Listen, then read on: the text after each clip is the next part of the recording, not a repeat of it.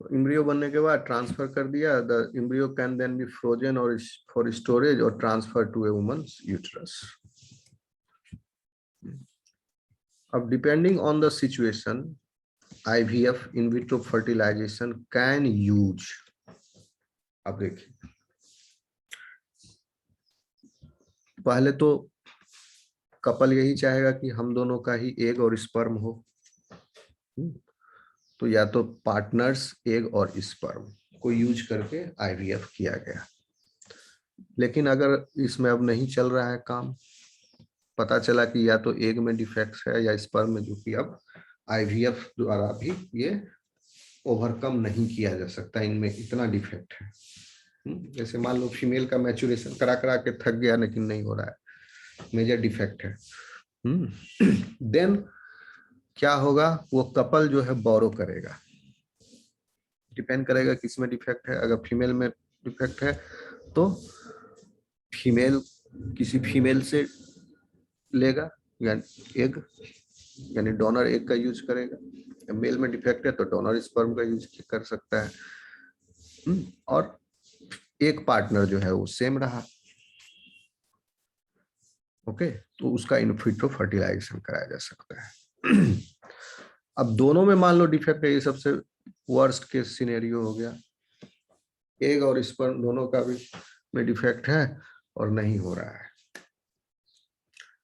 तो दोनों एग और स्पर्म दोनों ऑब्टेन किया जाएगा। या ये डोनेटेड एम्ब्रियोज, डायरेक्ट ये जो एम्ब्रियो क्रायो प्रिजर्व्ड हो गए थे किसी का, वो रखा हुआ है, तो उससे परमिशन लेकर के विथ रिटन कंसेंट और वो सारा कॉन्फिडेंशियलिटी, वो सब लीगल जो प्रोसीजर है वो सब करने के बाद उनके एम्ब्रियोज को ऑब्टेन किया जा सकता है, डायरेक्ट एम्ब्रियो ही। और ये क्रायो प्रिजर्वेशन, इसको थॉ किया, फिर थॉ करने के बाद जो भी रिवाइव किए एम्ब्रियोज उनमें से सेलेक्ट करके जो हेल्दी है, जो ठीक ठाक लग रहे हैं, उसको इम्प्लांट करा दिया गया। ये भी किया जा सकता है। इसके बाद एक नेक्स्ट स्टेप जो है इसके बाद, यानी इम्प्लांटेशन, वहां पर भी एक वेरिएशन हो सकता है, जो कि मान लो कि इम्प्लांटेशन के लिए जो कैंडिडेट है, या तो बायोलॉजिकल मदर खुद हो, उसके खुद के यूटेरस में इम्प्लांट किया गया, या बायोलॉजिकल मदर जो है किसी जेस्टेशनल कैरियर को का हेल्प ले। जेस्टेशनल कैरियर हुआ आपका सरोगेट मदर। तो पहला तो यही रहेगा कि उसको खुद में करे सरोगेट मदर, ठीक है। तो इस प्रक्रिया तो आप कह सकते हैं, इसका मतलब कि using IVF as a technique,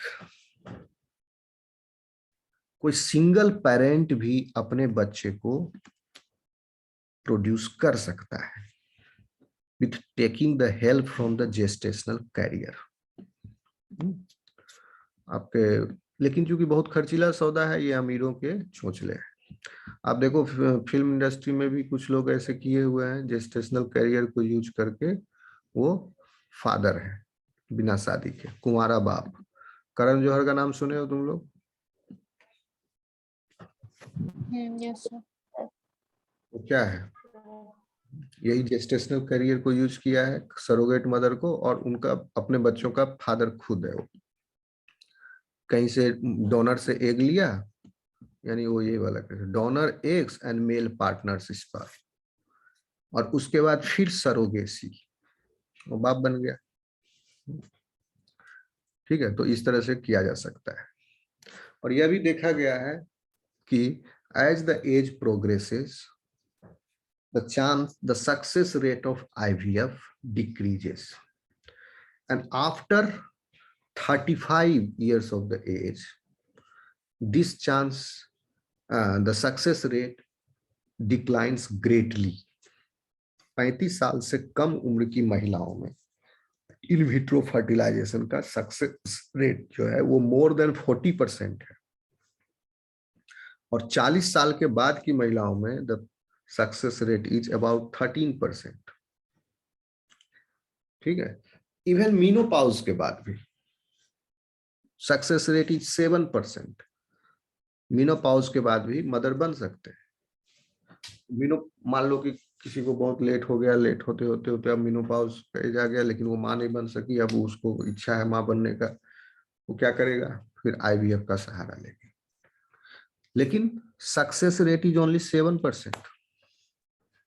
लेकिन फिर भी डूबते को तिनका का सहारा 7% ही तो है, कम से कम उतना तो है। लेकिन अगर वो भी यूज नहीं करे तो 0%, कुछ नहीं है। तो 7% में भी वो फिर ट्राई करेगी, अगर लक उसका हो गया तो हो जाएगा। ओके,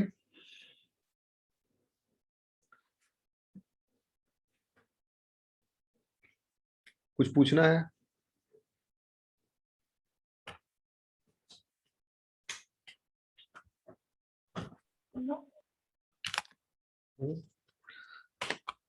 और देखिए कि क्यों परफॉर्म किया जाता है आईवीएफ, क्यों परफॉर्म किया जाएगा?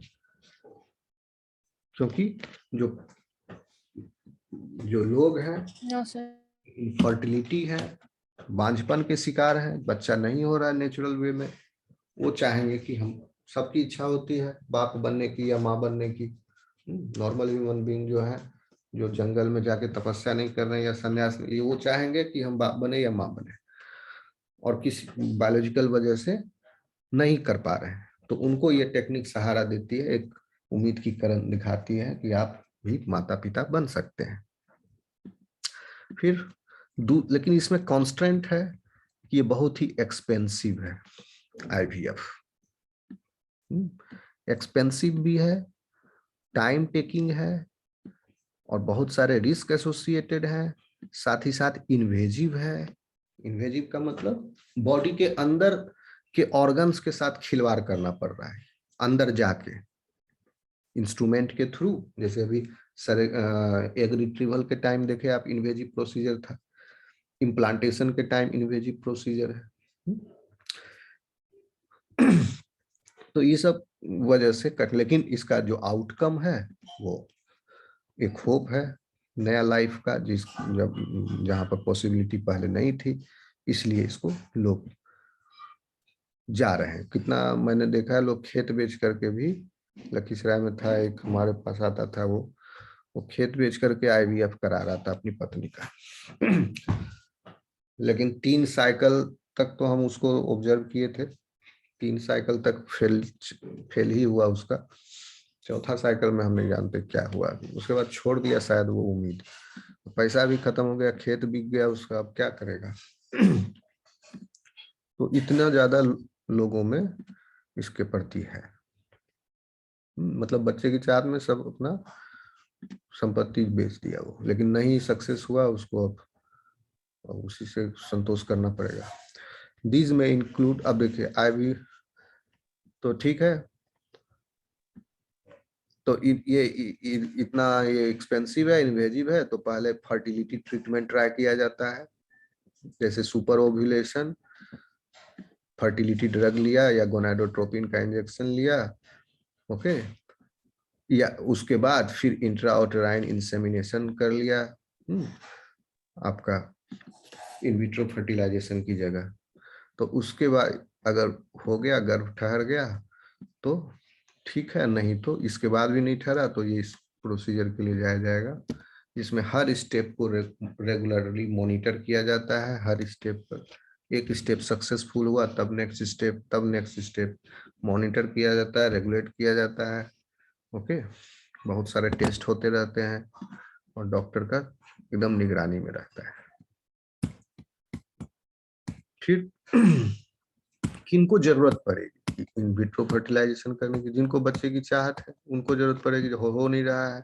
ओके, क्या क्या फैक्टर्स और इश्यूज का आपको ध्यान रखना पड़ेगा उनको, जैसे कि 40 साल से ऊपर एज अगर हो गया है तो success rate will decrease. Success rate मतलब क्या? एक बोलते हैं प्रेगनेंसी रेट, एक होता है pregnancy rate, and second is live birth rate. Pregnancy rate मतलब होता है कि वो सारे events, pregnancy rate is the percentage of successful pregnancies as a result of out of all those IVF cycles. अब किसी फीमेल में 4 बार IVF साइकिल चला और एक बार, माने 4 क्यों चला, क्योंकि पहला 3 IVF साइकिल में प्रेगनेंसी नहीं हुई, इसलिए चौथा भी ट्राई किया गया। चौथा ट्राई करने के बाद मान लो कि ठहर गया, उसको प्रेगनेंसी हो गई, तो इसका हो गया प्रेगनेंसी रेट कितना, 25%, यानी 4 साइकिल में एक साइकिल में प्रेगनेंसी रिजल्ट हुआ। ओके, और लाइव बर्थ कहते हैं कि और लाइव बर्थ रेट जो है वो प्रेगनेंसी रेट से कम होता है ऑलवेज। क्यों? क्योंकि सारे प्रेगनेंसी तो रिजल्ट नहीं करेंगे इन द बर्थ डिलीवरी, कुछ का मिसकैरेज भी हो सकता है, कुछ का स्टिल बर्थ हो जाता है। ओके, तो जितने प्रेग्नेंट हुए उनसे बच्चों के जन्म लेने की संख्या हमेशा कम ही होगी, तो लाइव बर्थ रेट भी कम होता है। तो लाइव बर्थ रेट कहते हैं। और प्रेगनेंसी को कैसे मानेंगे कि प्रेग्नेंट है? मान लो ट्विन है तो भी उसको एक ही प्रेगनेंसी माना जाएगा। मान लो कि 4 बार साइकिल चला, चौथा साइकिल में प्रेग्नेंट हुई और चौथा साइकिल में ट्विन हो गए, हुआ, ट्विन के साथ प्रेग्नेंट हुई। ओके, तो उसको भी एक ही काउंट किया जाएगा, एक बार प्रेग्नेंट हुई। ठीक है, और प्रेग्नेंट किसको माना जाएगा? जिस फीमेल के अंदर मान लो जस्ट इम्ब्रियो को इम्प्लांट करने के लिए ट्रांसफर कर दिया गया। ओके, तो आप कहोगे वो प्रेग्नेंट है? नो, उसको प्रेग्नेंट नहीं मानेंगे। इम्ब्रियो इम्प्लांट हो, इम्ब्रियो ट्रांसफर करने के बाद इम्ब्रियो इम्प्लांट हो गया, उसके बाद इम्ब्रियो का डेवलपमेंट शुरू हो गया, और जब तक अल्ट्रासाउंड में हार्ट का बीट नहीं उसको मिलेगा, धड़कता हुआ हृदय, तब तक उसको प्रेग्नेंट नहीं माना जाएगा। अगर उसको मिल गया heart beating, female will be considered as pregnant.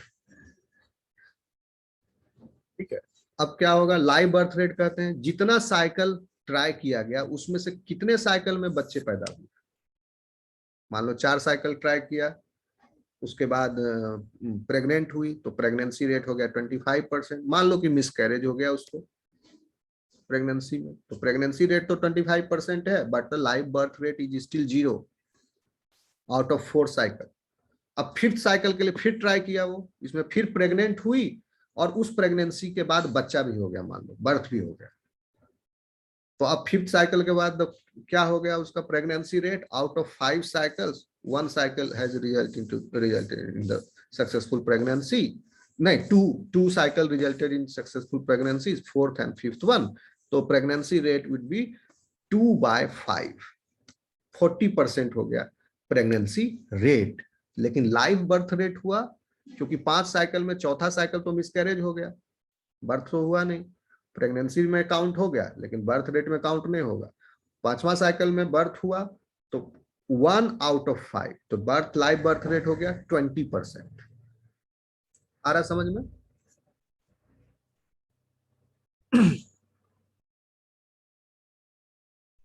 Hello,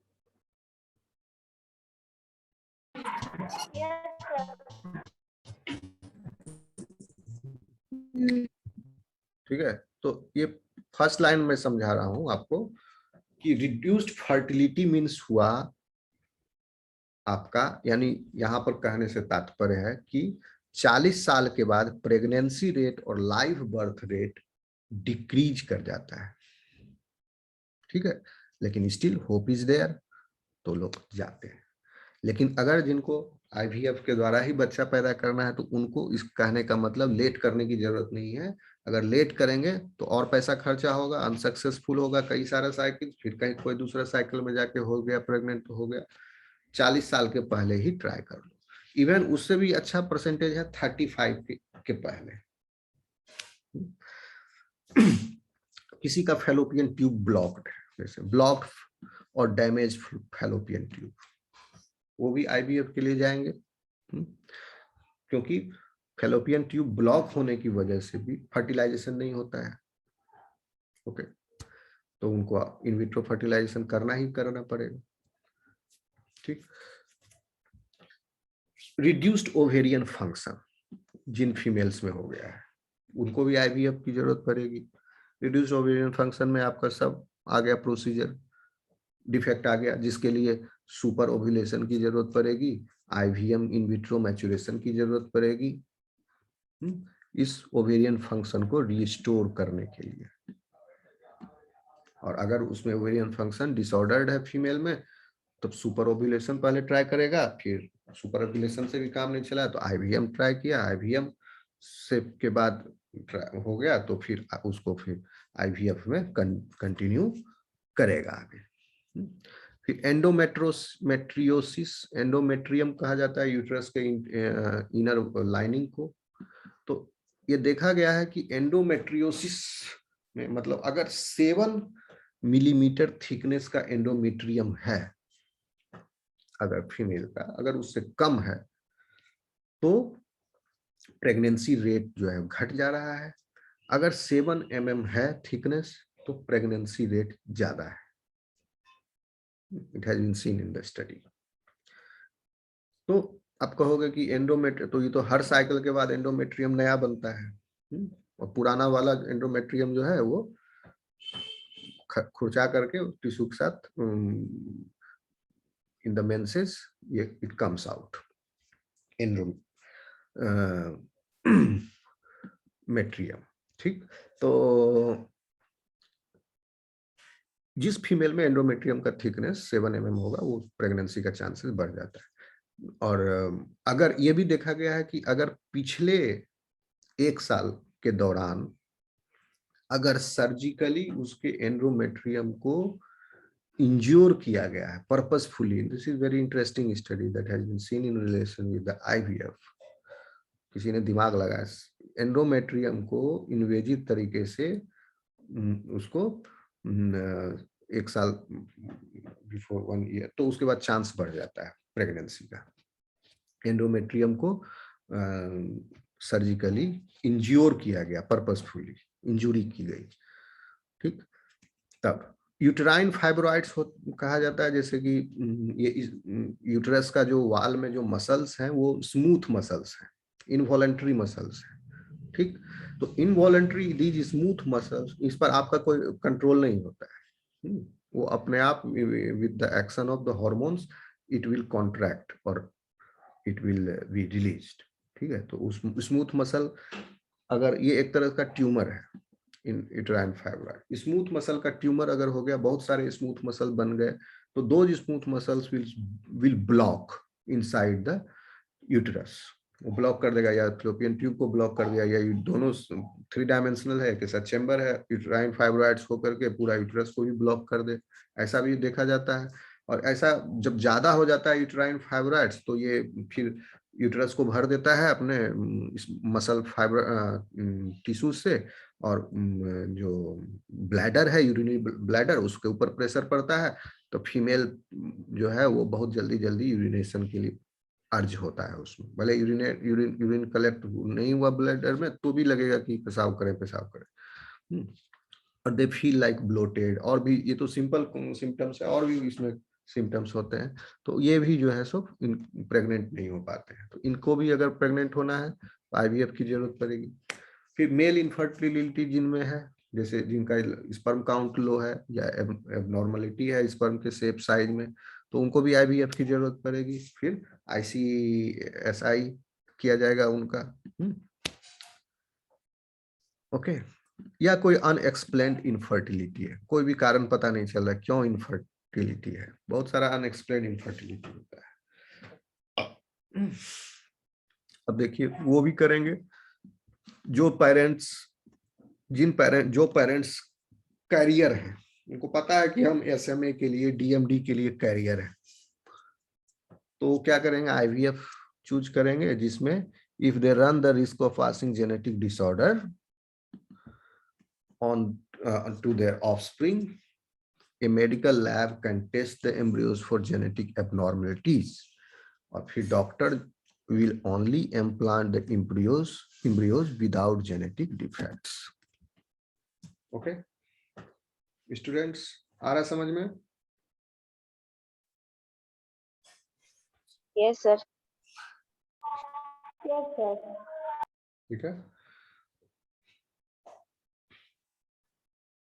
तो देखिए आप कहोगे कि फिर बर्थ रेट जो है इसमें मतलब सक्सेस रेट इनका कितना है, अभी हम डिस्कस किए ही। प्रेगनेंसी रेट 35 साल से नीचे इज, एक अमेरिका में जो स्टडी हुआ है उसके रिपोर्ट के अनुसार, in American population below 35 years of the age, pregnancy rate is 47%। 35 साल से ऊपर 37 साल तक प्रेगनेंसी रेट डिक्रीजेस टू 40%, 7% घट गया 35 से 37 साल के बीच की आयु में। फिर 38 साल से 40 साल के आयु में 30% हो गया। सिर्फ देखिए 1-2 साल के अंतर पर 10-10% प्रेगनेंसी रेट इज ड्रॉपिंग। 35 साल से नीचे 47%, 35 से 37 साल 40%, 38 से 40 साल आपका 30%, फिर 41 से 42 साल हो जाता है 18%, और 42 साल से ऊपर 7%। और लाइव बर्थ रेट का सक्सेस रेट क्या है, मतलब लाइव बर्थ रेट का रेट क्या है, ये हम सक्सेस रेट डिटरमाइन कर रहे हैं। सक्सेस आईवीएफ का सक्सेस रेट, आईवीएफ के सक्सेस रेट को कैसे डिटरमाइन करेंगे, प्रेगनेंसी रेट से। पहला जो इंडिकेटर है that is pregnancy rate, and the second indicator is live birth rate. Pregnancy rate हम बता दिए आपको, किसको बोलेंगे प्रेगनेंसी रेट, कितने साइकिल में वो प्रेग्नेंट हुई woman, that will call the pregnancy rate. और कितने साइकिल में उसको बर्थ हुआ, वो आ जाएगा लाइव बर्थ रेट में। तो इस पूरे पॉपुलेशन में जितने भी आईवीएफ ट्राई किए गए उसमें कितना साइकिल लगा, टोटल साइकिल को काउंट किया जाएगा। मान लो उस स्टडी में 100 फीमेल्स इंक्लूडेड है, जिसमें जो आईवीएफ के द्वारा जिनको बच्चे पैदा हुए, तो उन हर 100 से पूछा जाएगा कि आपको 2 में हुआ, 3 में हुआ, 4 में हुआ, 5 में हुआ, 1 में हुआ। इस तरह से सबका पूछा जाएगा, सबका टोटल साइकिल जोड़ा जाएगा, आईवीएफ साइकिल्स। उस टोटल आईवीएफ साइकिल्स में से कितने बार प्रेग्नेंट हुए तो फिर उसका प्रेगनेंसी रेट बनेगा। उस पूरे आईवीएफ साइकिल, मान लो कि 100 वुमन है, वो गए 300 आईवीएफ साइकिल हुआ 100 वुमन में, पूरा 300 आईवीएफ साइकिल्स, ठीक है। और उस 100 वुमन को 100 बच्चा हुआ, 300 साइकिल के बाद 100 बच्चे हो, किसी उस पूरे 100 में से किसी को 6 साइकिल के बाद एक बच्चा हुआ, मान लो किसी को 1 ही साइकिल के बाद एक हो गया, लेकिन ओवरऑल उस पूरे पॉपुलेशन में, उस पूरे फीमेल 100 फीमेल जिनको आईवीएफ से बच्चे हुए, उस सबका साइकिल जोड़े तो 300। उस 300 साइकिल्स में 100 में 300 साइकिल और 100 का बच्चा तो 100 ही हुआ। तो 100 बच्चे हुए out of the 300 cycle. So the here live birth rate will be 33.33%। Okay, लेकिन ये 100 बच्चे होने के लिए मान लो उनको 150 बार प्रेग्नेंट होना पड़ा। किसी को एक बार में ही प्रेगनेंसी में हो गया लाइव बर्थ, और किसी को 2 बार प्रेगनेंसी में एक बर्थ हुआ। 2 pregnancy because of the IVF, then 1 birth. किसी को 3 प्रेगनेंसी में एक बर्थ हुआ, तो ये सब टोटल जोड़े वो that will come as live birth. कितना साइकिल हुआ दिया गया इन पूरे फीमेल्स को, सारे फीमेल्स को जोड़ के इस पूरे पॉपुलेशन में, जिस पॉपुलेशन में स्टडी किया जाता है, और उस में कितने बच्चे हुए। तो जितने फीमेल्स को इंक्लूड किया जाएगा स्टडी में, 100 फीमेल्स तो 100 बच्चे हुए 100 को। अगर, लेकिन इसमें वो काउंट नहीं किया जाता है आपका ट्विंस। ट्विन को भी एक ही बर्थ माना जाता है, ट्रिपलेट हो, ट्विन हो या क्वाड्रुपलेट हो, इनको एक ही बर्थ माना जाएगा लाइव बर्थ, यानी उसको 2 बच्चा नहीं गिना जाएगा। ओके, तो लाइव बर्थ रेट भी डिक्रीज। अब हम आपको बता दिए प्रेगनेंसी रेट से लाइव बर्थ रेट हमेशा कम होगा। क्यों? क्योंकि मिसकैरेज भी हो रहा है, स्टिल बर्थ हो रहा है। ठीक, स्टिल बर्थ किसको कहते हैं? जब बच्चा जो है कुछ 2-3 हफ्ते के बाद मतलब मर जाता है पेट में वो, और उसके बाद वो निकल जाता है, उसको स्टिल बर्थ बोलते हैं, लाइफलेस। तो लाइव बर्थ रेट, जैसे प्रेगनेंसी रेट था 35 साल से नीचे 47%, तो लाइव बर्थ रेट है 35 साल से नीचे 40%। ठीक है, 7% जो प्रेगनेंसी थी उसमें मिसकैरेज या स्टिल बर्थ हुआ।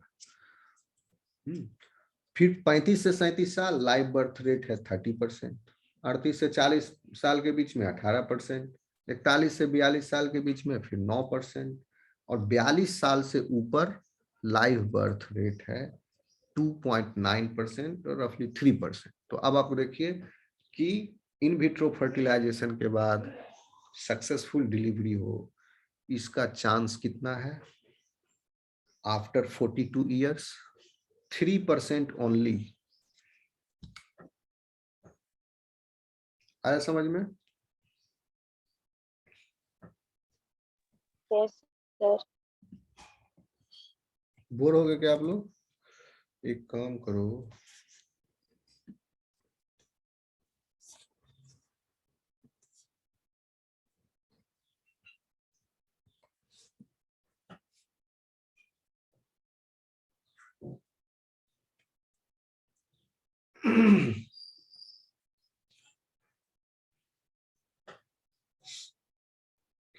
ठीक है।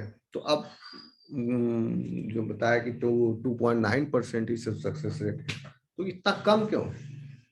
बहुत सारे फैक्टर्स हैं जिनका ध्यान रखना जरूरी है, और बहुत सारे फैक्टर्स जो है इनको अफेक्ट करते हैं, तो क्योंकि वो फैक्टर्स अफेक्ट करते हैं इसलिए उनका ध्यान रखना जरूरी है। तो पहला है, डिस्कस कर चुके हैं, enteral follicle count.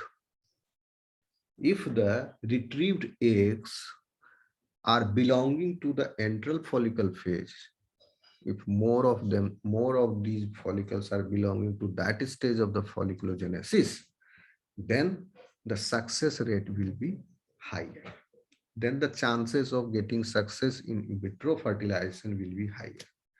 Antral is follicle count ही, क्योंकि एंट्रल फॉलिकल्स भी ही फर्टिलाइज करेंगे। तो अगर एंट्रल फॉलिकल्स नहीं है तो इन विट्रो फर्टिलाइजेशन फेल हो जाएगा। ओके, एक फैक्टर हो गया। दूसरा फैक्टर है आपका एक एंटी मुलेरियन हार्मोन होता है, AMH बोलते हैं उसको। ये क्या है? ये एक तरह का ग्लाइकोप्रोटीन है, AMH हार्मोन, और स्ट्रक्चरली इनहिबिन और एक्टिविन से रिलेट करता है। ठीक है, और ये एंटी मुलेरियन हार्मोन जो है अगर ज्यादा होंगे लेवल, इनकी हायर लेवल होगा एंटी मुलेरियन हार्मोन का, तो भी प्रेगनेंसी का चांस बढ़ जाता है। Higher chances of pregnancy is observe, और लाइव बर्थ का भी रेट ज्यादा है, चांस ज्यादा है।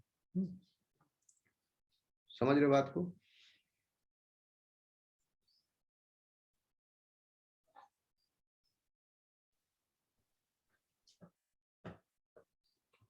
आ रहा है आवाज? आप लोग सो गए हो क्या? नहीं सर, आ रही है। अब एंटी मुलेरियन हार्मोन अभी नया टर्म सुने होंगे, इसका क्या ये सिग्निफिकेंस है? ये फॉलिकुलोजेनेसिस में जरूरत पड़ती है इसको। एक तरह का ग्रोथ डिफरेंशिएशन फैक्टर है, हार्मोन है, ग्लाइकोप्रोटीन है। अगर एंटी मुलेरियन हार्मोन प्रेजेंट रहेगा तो क्या होगा? प्रेगनेंसी के चांस बढ़ जाते हैं। लेवल अगर हाई लेवल है तो हाई चांसेस ऑफ प्रेगनेंसी। ठीक, अब सीमेन का क्वालिटी पर भी डिपेंड करता है, जो स्पर्म प्रोवाइडर है उसके क्वालिटी पर। फिर ये सब ट्रांसफर प्रोसीजर के दौरान, सपोज करो ICSI के लिए भी जा रहा है तो एक नीडल में सक किया जा रहा है स्पर्म को, और इन ट्रांसफर्स के दौरान मैकेनिकल सीयरिंग की वजह से DNA कैन बी फ्रेगमेंटाइज्ड, तो that also becomes the major concern. Nucleus के अंदर अगर क्रोमोसोम टूट गए तो अब हेल्दी ऑफस्प्रिंग होगा उससे पैदा नहीं। DNA is fragile in nature, और ज्यादा उसको मैकेनिकल, इवन हम लोग जब DNA आइसोलेट करते थे तो फ्रीजिंग और थॉइंग में भी DNA जो है खराब हो जाता है, फ्रेगमेंटाइज हो जाता है। अगर DNA आइसोलेट करके -20 में डाल दिए, वो पूरा फ्रीज कर गया DNA, उसके बाद हम लोग उसको ज्यादा से ज्यादा 2 बार थॉ कर सकते थे बस, उसके बाद DNA जो है सीयर हो जाता था। यानी आपने DNA आइसोलेट किया, सॉल्यूशन ट्रीसीडीटीए में डिजोल्व करके उसको प्रॉपर पीएच में मेंटेन रहता है ट्रीसीडीटीए बफर, और उसको -20 में स्टोर कर दिए तो क्या होगा? पूरा का पूरा एलिकोट जो है वो फ्रीज कर जाता है, फ्रीज कर गया DNA के साथ ही, उसमें वाटर DNA सब फ्रीज कर गया। अब हमको जरूरत है उस DNA सैंपल के फर्दर एक्सपेरिमेंट, फ्रीज से बाहर निकाले, उसको नॉर्मल टेम्परेचर पर खुद कोई वाटर बाथ में, गर्म वाटर बाथ में नहीं डाले कि जल्दी से मेल्ट हो जाए, नो, खुद व खुद थॉइंग के लिए उसको छोड़े, आधा घंटा के बाद अपने आप वो रूम टेम्परेचर से ही थॉ हो गया, लिक्विडिफाई हो गया। तो एक दिस इज कॉल्ड, एक बार थॉइंग साइकिल चला, तो इसका भी ध्यान रखना पड़ता था कितना बार, इसीलिए बहुत सारा छोटा छोटा एलिकोट अलग अलग ट्यूब में बना के रखा जाता था, रखते थे।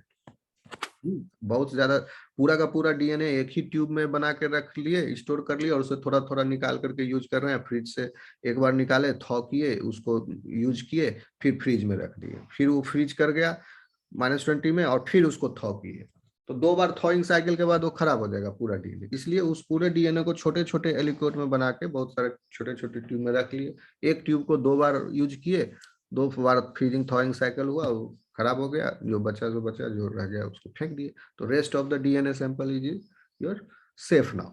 इसीलिए छोटे छोटे में रखते थे। तो ये क्यों? क्योंकि यही डीएनए फ्रेगमेंटाइज हो जाता है मैकेनिकल आपके एक्शन की वजह से। आप उसको पाइपेट आउट कर रहे हैं, डिस्पेंस कर रहे हैं, वोर्टेक्स कर रहे हैं, तो इसमें तो ये भी एक फैक्टर है।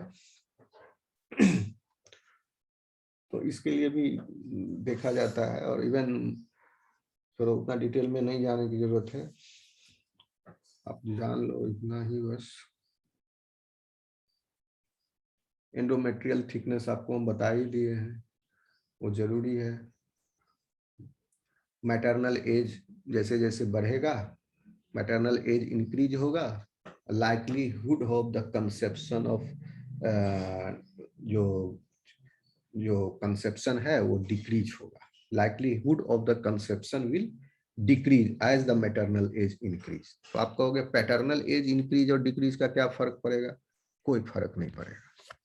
मेल्स का एज कितना भी हो उसको कोई फर्क नहीं है, क्योंकि फीमेल्स को ये सारा प्रोसीजर से गुजरना पड़ रहा है वहां पर, ओके, इम्प्लांटेशन और ये सब उसी के अंदर होना है, तो मैटरनल एज का फर्क पड़ेगा। जैसे मैटरनल एज बढ़ेगा, likelihood of the conception will decrease, ठीक है, कंसेप्शन डिक्रीज होगा और the chances of miscarriage will increase.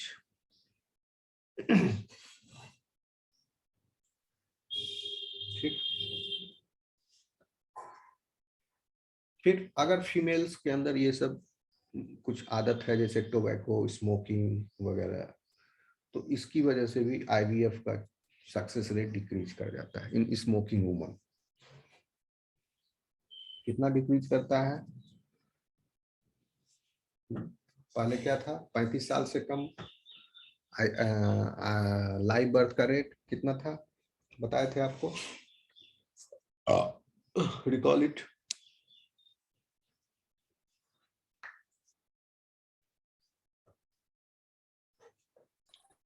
Forty 40%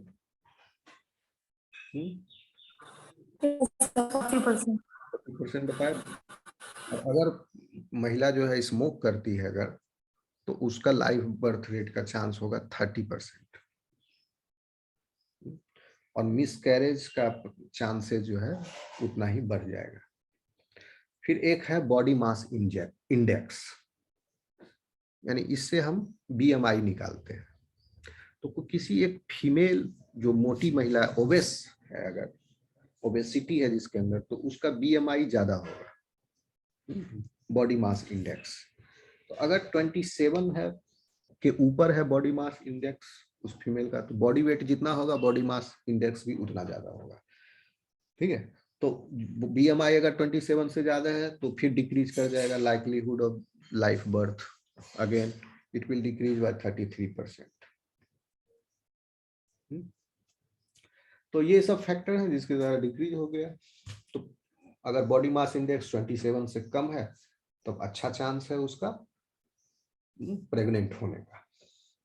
और इसी वजह से ओबेस महिलाएं जो हैं उनके अंदर ज्यादा रेट होता है मिसकैरेज होने का, उसके अंदर जेस्टेशनल डायबिटीज भी हो जाती है, यानी फीमेल को डायबिटीज हो जाएगा, महिला को पहले डायबिटीज नहीं था लेकिन प्रेग्नेंट होने के बाद डायबिटीज हो गया।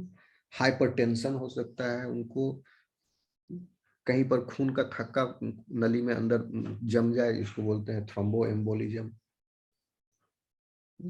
डिलीवरी के दौरान भी उनको प्रॉब्लम हो सकती है। ये सब ओबेस महिलाओं के साथ एसोसिएटेड, उनका पहले से जिसकी वजह से ओबेसिटी हुआ उस सब से एसोसिएटेड प्रॉब्लम्स है। तो इन प्रॉब्लम्स के कॉम्बिनेशन से फिर आईवीएफ का भी अलग कॉम्प्लिकेशन, दोनों मिलके फिर जो है और ज्यादा घट जाता है उनका लाइफ बर्थ रेट, क्योंकि इसकी वजह से कॉन्जेनाइटल एबनॉर्मलिटी का जो रिस्क है वो इंक्रीज हो गया।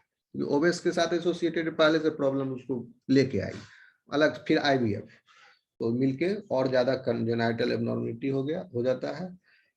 ठीक है, तो आइडियल बॉडी मास इंडेक्स, तो इसलिए डॉक्टर को बहुत कुछ देखना होता है, उसका बॉडी मास इंडेक्स निकालेगा कि सुटेबल है कि नहीं है महिला। तो body mass index should be between 19 to 27 ideal. Okay, अगर ओबेस है तो उसको आईवीएफ ट्राई नहीं करेगा, पहले उसका ओबेसिटी को ट्रीट करेगा डॉक्टर, ओबेसिटी उसको पतला करेगा, उसके बाद फिर आईवीएफ के लिए जाएगा।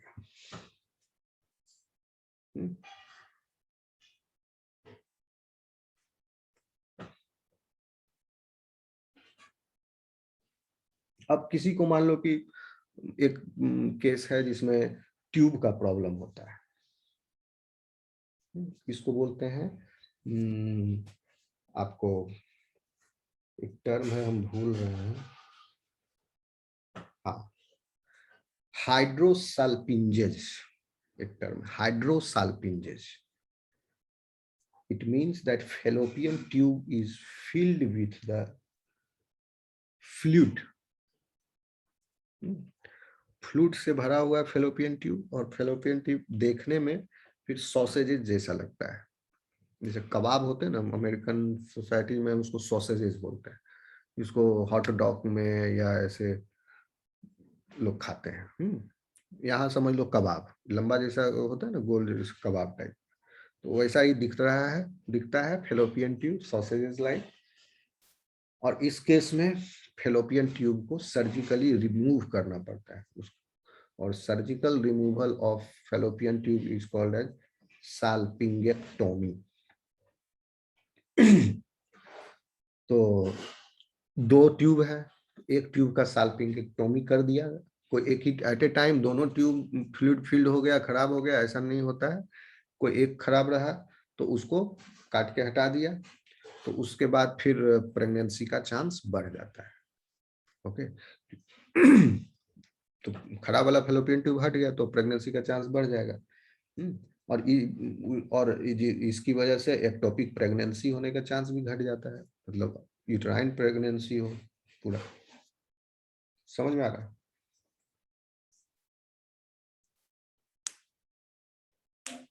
Yes sir. तो बहुत तरह का कंडीशन है, उसका डिफरेंट तरीके से समाधान ढूंढा जाता है, अलग अलग समाधान है, सब इंडिविजुअल के अंदर अलग अलग तरह के कॉम्प्लिकेशंस हैं। दूसरा फैक्टर ये भी है, अगर पिछली बार अगर this is the second pregnancy, अगर फर्स्ट प्रेगनेंसी सक्सेसफुल हुआ है